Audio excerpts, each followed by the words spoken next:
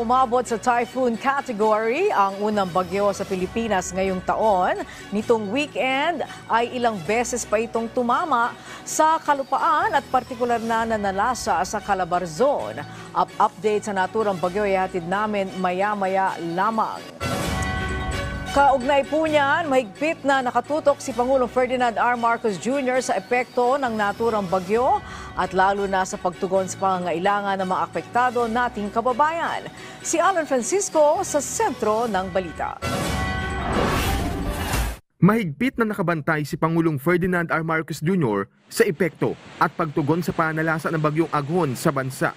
Sa katunayan, iniulat ni Pangulong Marcos na higit 1 milyong pisong halaga ng humanitarian assistance ang naipamahagi para sa mga naapektuhan ng bagyong Aghon.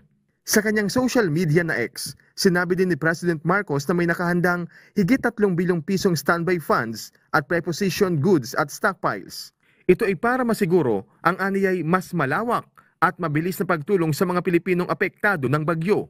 Pagitiyak pa ng Pangulo, asahan ang patuloy na pagsuporta ng mga government agency sa bawat komunidad at pagtiyak sa maayos at ligtas na kalagayan ng ating mga kababayan.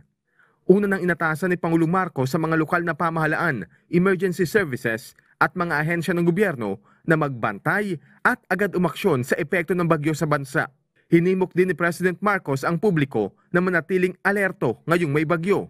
Bilin pa ng Pangulo, gawing prioridad ang kaligtasan at kapakanan ng lahat, gaya ng pagtitiyak na may sapat na mga pagkain at non-food items. Gayon din ang health services at evacuation centers sa mga apektadong komunidad. Hiling din ni Pangulong Marcos na bantayan ng isa't isa ngayong may kalamidad, lalo na ang mga vulnerable sector tulad ng mga matatanda, bata, may kapansanan at iba pa.